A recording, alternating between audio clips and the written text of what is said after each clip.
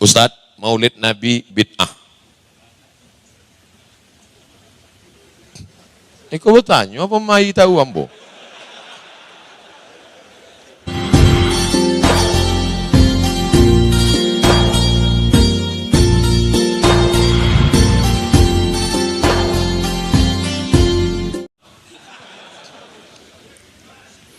Apa hukumnya sholat sunat waktu Jumat ketika khotib di atas mimbar? Nabi naik ke atas mimbar. Waktu Nabi sedang di atas mimbar, tiba-tiba datang orang masbuk terlambat. Terlambat mendengar khutbah. Langsungnya duduk. Apa kata Nabi? Qum, berdiri, sholli, salat. Nabi menyuruh dia bangun dan melaksanakan sholat 2 rakaat. Sekarang saya tanya, bolehkah sholat ketika khotib sedang khutbah? Hebat jamaah Bukit Tinggi. Enggak, awak menjawab, ini menjawab. Boleh. Awak nyambikan dalilnya sih. Boleh sholat sunat ketika khotib sedang khutbah. Dalilnya adalah hadis Nabi. Ketika Nabi sedang khutbah, masuk seorang laki-laki, maka langsung Nabi suruh sholat 2 rakaat. Tapi kalau bisa jangan gara-gara ikut terlambek tarui. Capek lah tiba. Ikutlah lambek tiba, khotib tagak. Tagak lo di muka khotib. Tagak ke khotib? Tagak. Atau tulis di belakang baju. Emang masalah buat lo? Lah sadar diri tahu diuntong. Kalau terlambek tiba, sholatlah di belakang. Tapi yang bocah lihat gini, yang pernah juga terlambek, dek macet. Anak-anak muda bocah lihat di tempat-tempat parkir itu merokok-merokok. Kalian tidak masuk ke dalam, masih ikut bapak katanya. Puluh aja. Sholat Jumat itu bukan 2 rakaat itu. Kalau 2 rakaat tahiyatul masjid pun 2 rakaat. Kalau 2 rakaat duha pun 2 rakaat. Sholat Jumat itu intinya adalah mandanga khutbah. Ketika sholat subuh berjamaah, kita telat 1 rakaat. Iko hobi masbuk nampaknya. Apakah saat rakaat yang kita tambah itu kita baca doa kunut lagi? Nan bakunut itu mazhab Syafi'i dan Maliki. Nan indak bakunut itu mazhab Hambali dan Hanafi. Mas Haji, awak pergi kunut apa indak? Indak pergi kunut. Berarti kau mazhabnya Hambali. Saudi Arabia, Makkah, Madinah, Hambali, indak pergi kunut. Ustaz Somad, ambo pakai kunut. Ambo berpegang pada mazhab Syafi'i. Tapi ambo indak menyalahkan Hambali. Kalau sampai ambo salahkan orang nan berkunut dan indak berkunut itu, berarti ambo menyalahkan Imam Hambali. Siapa menyalahkan Imam Hambali? Nah, ikonan bertanya kok pasti bermazhab Syafi'i. Dia bertanya tentang kunut. Masuk ke Mas Haji, rakaat kedua. Lapis salam, tentu tagak sekali lagi. Apakah saat rakaat itu dia berkunut lagi? Inya berkunut lagi. Sebab apa? Sebab waktunya masuk ikut imam itu, imam rakaat kedua, baginya rakaat tamu. Maka setelah imam salam, inya tagak. Sekarang inya membuat rakaat pertama kedua. Inya membuat rakaat kedua. Maka inya berkunut. Kalau gitu kunutnya 2 kali. Ya. Manganya ikut berkunut rakaat pertama, al-imamu junnah. Sebab inya mengikut imam. Al-imamu junnah. Imam penanggung jawab. Sebab dia mengikut imam, maka iktidaknya mengikut imam. Maka rakaat kedua bagi imam, rakaat pertama baginya. Imam salam, inya tagak. Maka tagaknya itu adalah rakaat kedua baginya, makanya baca kunut lagi. Apakah menyimpan uang di bank syariah untuk pendidikan anak termasuk riba? Tidak. Bank syariah, alihkan saldo rekening awak ke bank syariah. Siap? Yang siap-siap saya. Ambo cek bego, Bang. Ustaz Somad bank syariah, ambo gaji ambo di BRI syariah, transfer. BNI Syariah, Bank Syariah Mandiri. Sebenarnya cik saya, BRI Syariah. Waktu ambo ceramah ke BNI, dibuatkan orang tu pulau. Dibuatkan rekening, tapi rekeningnya saya isinya indah. Berikut ini penyerahan kartu ATM BNI Syariah kepada Ustadz Abdul Somad. Oh. Ustadz, kita cek saldonya dulu, ya 50.000. Datang pula lah orang BSM, Bank Syariah Mandiri. Enggak bagus. Oleh sebab itu alihkan supaya awak dapat menghidupkan ekonomi syariah. Mudah-mudahan ekonomi syariah, bank syariah berkembang pesat. Amin. Bagaimana pendapat Ustadz tentang istri yang tak peduli lagi suaminya waktu sudah tua? Ini namanya habis manis sepah dibuang.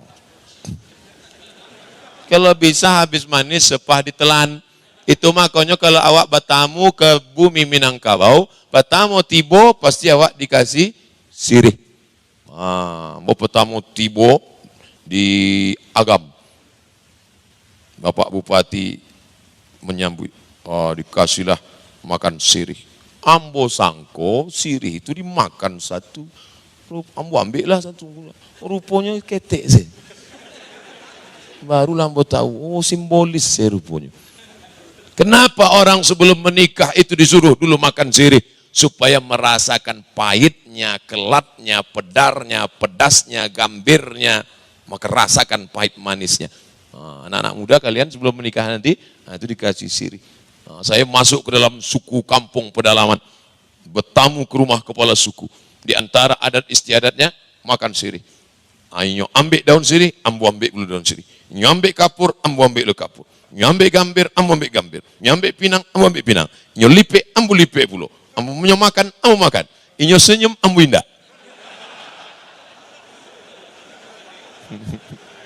Rupanya inyo lah merasakan nikmatnya makan sirih. Oleh sebab itu maka jangan sampai kalau bukan makan sirih kok. Hilang habis manis sepah dibuang makan tabu. Awak hidup bukan makan tabu, makan sirih. Habis manis sepah dibuang. Minum kopi pun itu juga. Diminum satu-satu isinya satu.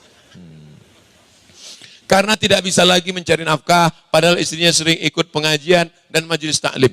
Oleh sebab itu wahai ibu tetap jaga bapak itu, tak lama lagi malaikat maut lah dakek. Jago-jago sih. Mudah-mudahan ibu-ibu diberikan Allah kesabaran insyaallah. Ibu pulang dari siko, salami si bapak, sabik kenya. Dah sejak hari ko ambo berubah, hilang manis sepah ditelan insyaallah. Ustaz, Maulid Nabi bid'ah. Kau bertanya apa mai tahu ambo?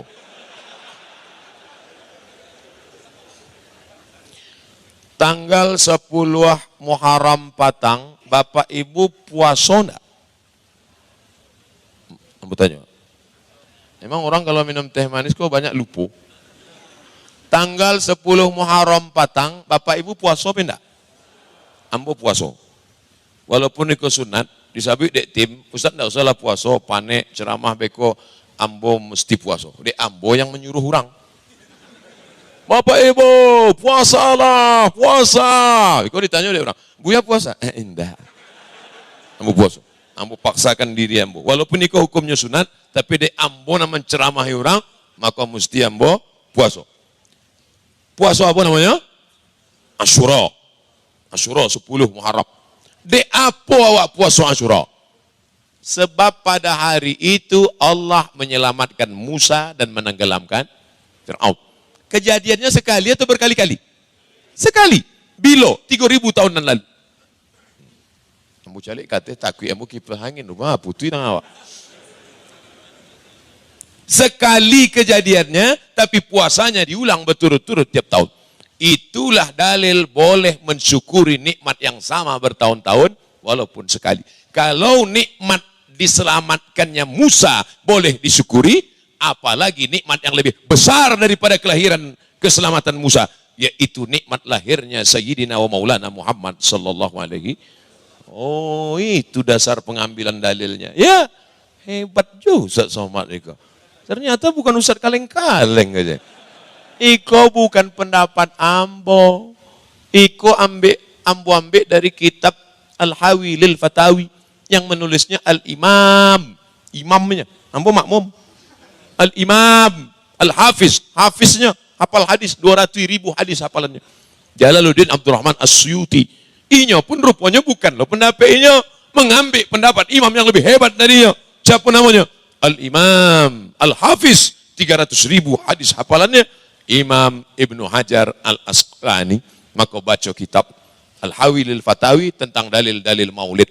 Ada ulama al-hafiz, hafal hadis 300.000 hadis, membolehkan maulid, bahkan mengatakan maulid bid'ah hasanah, baik, membolehkan maulid.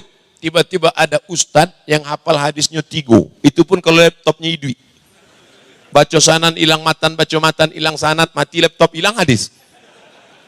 Ambo indak mengajak Bapak Ibu, tapi ambo mengikuti al-imam al-hafiz daripada al-ustadz al-laptop.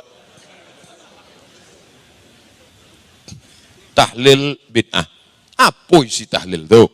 Tahlil, takbir, Allahu Akbar. Tasbih, subhanallah. Tahlil, la ilaha illallah.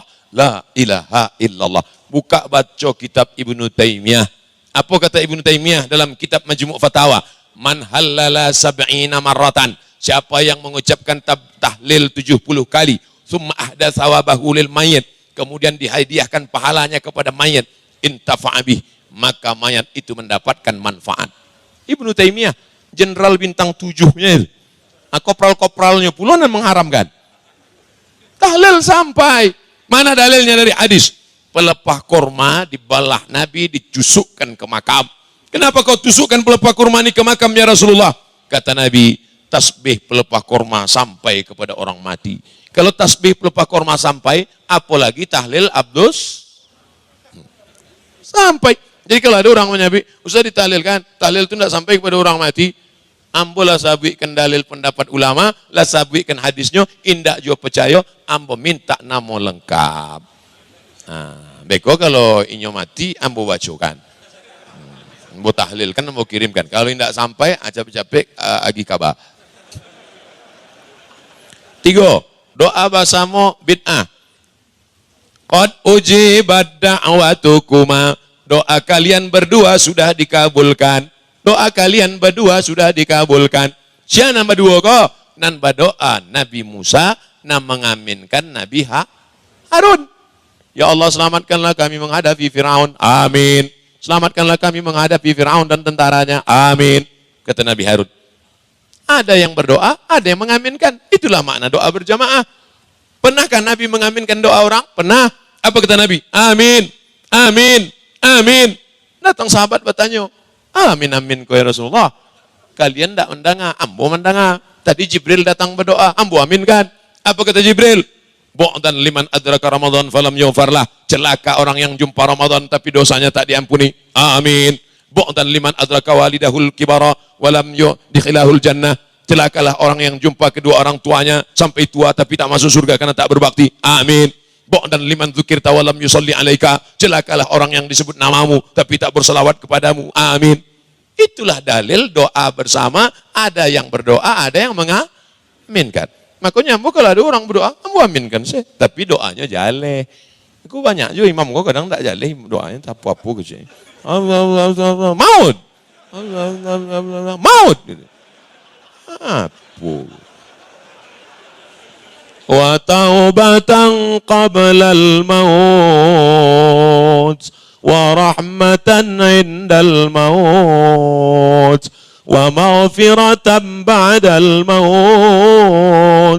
اللهم هون علينا في سكرات الموت. Menangis sama amak di belakang. Ana ditangikan mak. Gaji 3 balik halun turun lagi. Ibu pun kalau berdoa nanti sama bapak tahajud malamnya amin-aminkan saya. Ini banyak ibu-ibu kok ke suaminya berdoa amin. Amin. Amin. Tanya dulu, apa kasih doa kau dah? Mereka amin-amin kan menyasa.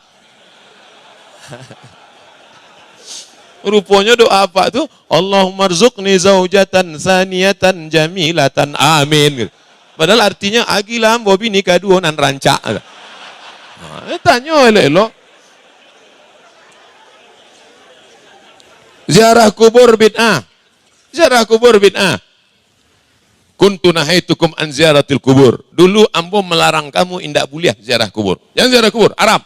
Jangan ziarah kubur. Ala fazuruha. Tapi kini ziarahlah kubur.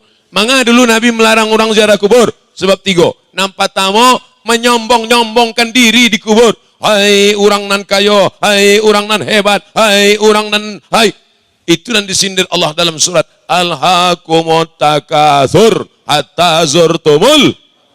Hai orang yang menyombong-nyombongkan diri sampai ke ziarah kubur.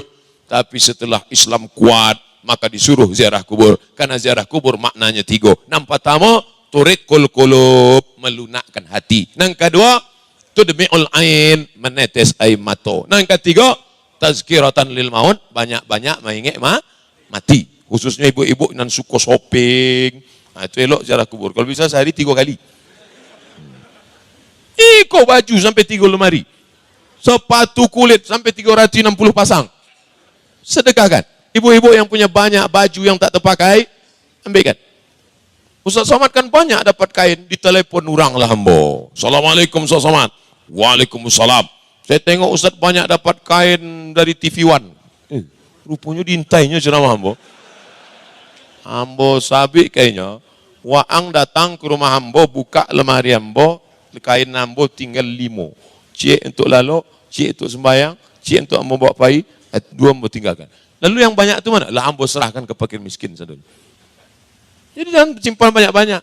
Mati awak tinggal. Ibu yang punya banyak baju, yang punya banyak kain, pulang dari sini, masukkan ke koper, antarkan ke Bukit Tinggi Madani berbagi. Biar diserahkan ke fakir miskin. Lebih banyak orang dapat menikmatinya. Betul? Yang bilang betul lagi. Macam mana caranya untuk mendekatkan diri kepada Allah? Ya ayyuhalladzina amanu sta'inu bis sabri wassalah. Cara mendekatkan diri kepada Allah pertama dengan sabar. Apa itu sabar? Menahan lidah jangan sampai caci maki, menahan hati jangan sampai sumpah serapah. Kalau datang dalam hati, manga Allah kondak adil, inyo ndak sembayang kayu rayu, awak sembayang makam pun susah. Maka langsung astagfirullah. Makanya kadang ndak ada angin, ndak ada hujan, kadang bapak-bapak kan astagfirullah. Dek apa udah astagfirullah? Ingat mantan. Astagfirullah. Astaghfirullah Rabbal baraya, astaghfirullah minal khataya. Itu yang pertama. Banyak-banyak istighfar, tahan marah, tahan berang, tahan. Ambo insyaAllah tahan marah bisa. Dan susah kok tahan lapar.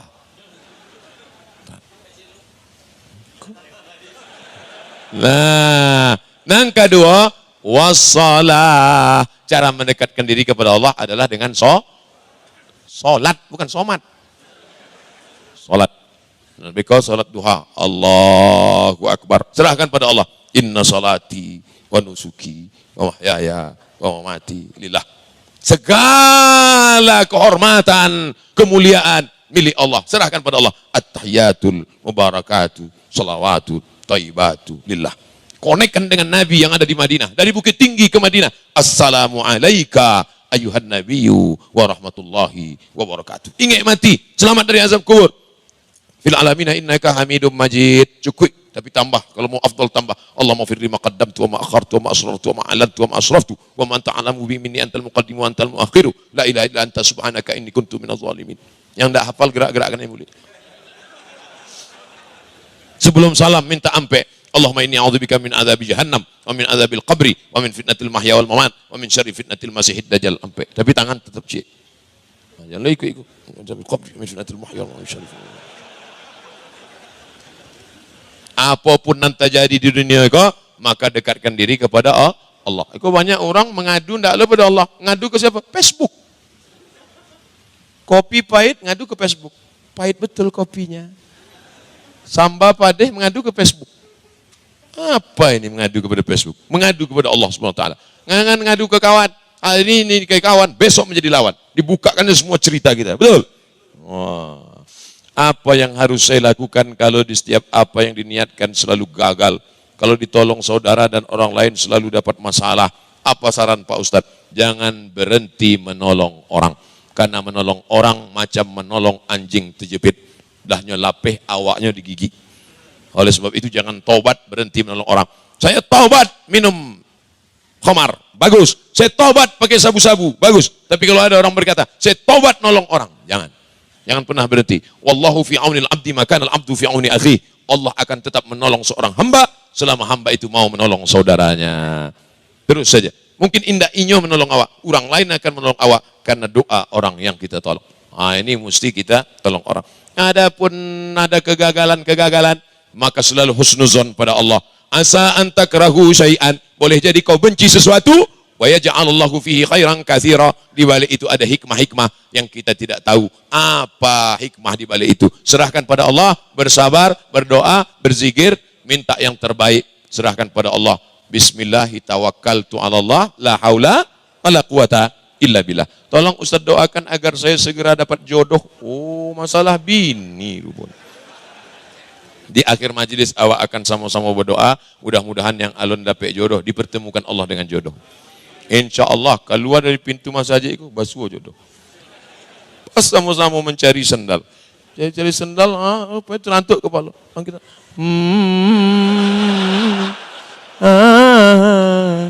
lah, cari di rumah apanya. Rupanya bini orang. Apa beda wakaf, sedekah, infak, anak yatim, kotak? Wakaf mesti ada rukunnya sampai. Nang pertama orang nan bawakaf, namanya wakif. Nang kedua orang nan menerima wakaf, namanya mauquf alaih. Nang ketiga namanya benda yang diwakafkan, mauquf bih. Nang keempat ada ijab dan qabul. Saya wakafkan ruko ini untuk masjid. Karena saya kasihan menengok karpetnya belum lunas tunai. Maka itu namanya wakaf. Makanya tidak tepat kalau disabi kotak wakaf. Dek awak enggak ada akad ke kotak. Ada orang akad ke kotak. Dia gini piti, aku akadkan ini ke kotak itu menjawab loh, aku terima. Maka yang tepat itu adalah kotak infak. Itu wakaf. Sedekah, infak itu materi, benda. Wa anfiqu min thayyibati ma kasabtum. Infakkanlah hasil usahamu, duit. Itu infak. Habisnya infak. Duit dipakai untuk bayar listrik, habis itu infak. Nah, sedangkan sedekah, Ustaz, kami ini miskin susah, enggak bisa bersedekah. Yang kaya bawa semen, infak. Yang kaya kasih tanah pakai akad, wakaf. Tidak ada akadnya, diserahkannya saja, infak. Kami yang miskin bagaimana Pak Ustadz? Ikut gotong royong, ngecor, ngangkat mikul. Itu sodakoh. Sodakoh itu, likuli sulama, setiap tulang-tulang sendi ini sodakoh. Ada semen, ikut mengacau semen. Jangan mengacau tukang semen. Kok banyaknya mengacau tukang semen. Bukannya ikut gotong royong, sama saja lah tagak datangnya. Kok nampaknya tiang masa itu miring lah. Aku kalau ada bantu ego, udah lain ndak lagi wakaf, sodakoh hindak, ikut mengacau tidak, mengacau bangunan saudara, antuk kan kepala ketiang. Dia lurui utaknya. Wakaf ada rukunnya, infak benda, sodakoh non materi. Tabassumika fi wajhi akhika sodakoh, senyummu ke wajah saudaramu, sodakoh. Senyum tidak disebut infak, senyum itu sodakoh. Makanya yang sanggup memberi karpet, kasih. Saya wakafkan karpet ini untuk masjid, wakaf. Tak ada wakaf, duit. Ini ada duit, nanti dibelikan, dibayarkan, setorkan. Tak juga, datang senyum aja. Bagus karpetnya ya. Nah, itu tidak berpiti. Itu sodakoh. Sodakoh. Anak yatim Pak Ustaz, man mata abuhu, mati bapaknya, walam yablughul hulum, belum akil balik. Mati ayahnya sebelum akil balik. Nah, itu disebut dengan anak yatim. Tapi pendapat Imam Ibnu Abbas, dia tetap yatim walaupun sudah berjanggut. Ambo tidak dipakai pendapat itu. Sebab nanti bila disabiku sadonan berjanggut itu menyangkut yatim. Oleh sebab itu kalau ada pembagian sedekah, maka yang anak yatim itu yang sebelum akil balik. Yang sudah akil balik tetap dikasih santunan. Yang tidak dikasih santunan, tapi diambil dari kotak infak. Jangan anak yatim kasihkan ke tak yatim. Nanti dia makan neraka. Alladzina ya'kuluna amwalal yatama zulman. Orang yang memakan harta anak yatim, innama ya'kuluna fi butunihim nara. Mereka sama dengan makan api neraka. Jangan kasih. Dulu ada nama program namanya Dokter Yatim. Jadi yang bertanya, nama program kok? Dokter Yatim. Dokter kok semester bara kuliah? S1. S1 barang umurnya 20 tahun. 20 tahun mana yatim? Jadi kalau gitu gimana Pak Ustadz? Dokter duafa. Dia miskin, susah, tapi otaknya cerdas, disekolahkan. Maka diambil dari uang infak. Jangan diambil dari uang yatim. Yatim khusus yatim. Maka kotak awak ada namanya kotak infak, ada namanya kotak yatim. Sodakoh enggak usah pakai kotak, karena senyum tak perlu masukkan kotak. Anak yatim di kotak-kotak. Alah jaleh sadanya. Kira-kira jelas tak jawaban saya ini? Alhamdulillah. Yang tak jelas berarti terlalu lapar, susah menangkap pengajian. Mari kita sama-sama berdoa kepada Allah. Astaghfirullahalazim. Astaghfirullahalazim. Astaghfirullahalazim alladzi la ilaha illa huwal hayyul qayyum wa atubu ilaih. Ya muqallibal qulub, wahai engkau yang membulak-balikkan hati, sabit qulubana, kokohkan hati kami ala dinik dalam agamamu ya Allah. La taj'al fi qulubina ghillan, jangan jadikan dalam hati kami ini ada rasa benci, ada rasa hasad, ada rasa dendam lilladzina amanu, kepada saudara-saudara kami yang beriman. Allahumma tahhir qulubana minan nifaq, bersihkan hati kami dari sifat munafik, wal hasad, dengki, wal kibriya, merasa sombong, merasa lebih daripada orang lain. Allahumma ja'alna minal mutahabbin, jadikan kami orang-orang yang bersaudara karena engkau ya Allah. Azillana tahta zilli arsyika yauma la zilla illa zilluk, beri kami naungan di bawah arasmu pada saat tak ada naungan di padang mahsyar kecuali engkau ya Allah. Allah mawafiq ulata umurina, Bapak Wakil Gubernur, Bapak Wali Kota, Bapak Forkompinda, Bapak-bapak anggota dewan, condongkan hati mereka untuk menolong agamamu dengan kekuasaan yang ada di tangan mereka ya Allah. Allahumma balligh maqasidana, sampaikan segala niat baik kami, waghfir lana ma madha, ampunkan segala dosa-dosa kami. Allahumma ja'alna min muhibbi nabiyika Muhammad sallallahu alaihi wasallam, jadikan kami menjadi para pencinta umat Nabi Muhammad sallallahu alaihi wasallam. Allahumma rabbana hab lana minas salihin, jadikan anak kami anak-anak yang soleh dan solihah. Rabbana hab lana min azwajina wa dzurriyyatina qurrata a'yun, jadikan keluarga kami, anak cucu kami, orang-orang yang sejuk dipandang mata dan menenangkan hati kami ya Allah. Rabbana atina fid dunya hasanah wa fil akhirati hasanah wa qina adzabannar. Wa sallallahu ala sayyidina wa syafi'ina wa maulana Muhammad wa ala alihi wa sahbihi wasallam. Walhamdulillahi rabbil alamin. Taqabbalallahu minkum minna wa minkum taqabbal ya karim. Pulang dengan tenang, jangan tinggalkan sampah-sampah, jaga kebersihan masjid kita. Terima kasih segala perhatian. Mohon maaf segala kesilapan dan kekhilafan. Wassalamualaikum warahmatullahi wabarakatuh.